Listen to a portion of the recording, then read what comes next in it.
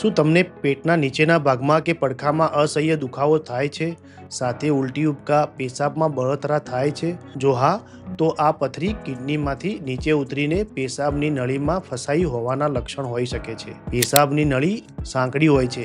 જ્યારે પથરી ત્યાં અટકી જાય ત્યારે તે પેશાબના પ્રવાહને રોકે છે. જો આનો સમયસર ઇલાજ કરવામાં ન આવે તો પેશાબ પાછો કિડની તરફ ધકેલાય છે, જેને કારણે કિડની પર સોજો આવી શકે છે અને લાંબે ગાળે કિડનીની કાર્યક્ષમતા પર અસર કરે છે. આવી પથરીને કાઢવા માટેની સૌથી સફળ પદ્ધતિ છે URS. આમાં કોઈ પણ કાપો મૂક્યા વગર પેશાબના કુદરતી માર્ગે એક નાનું દૂરબીન અંદર નાખવામાં આવે છે. પથરી પાસે પહોંચીને તેને લેઝર દ્વારા તોડી નાખવામાં આવે છે અને એ પથરીના ટુકડાને ખાસ પ્રકારના સાધન એટલે કે બાસ્કેટ વડે બહાર કાઢી લેવામાં આવે છે. આ પ્રક્રિયા પછી પેશન્ટને તાત્કાલિક દુખાવામાંથી રાહત મળે છે.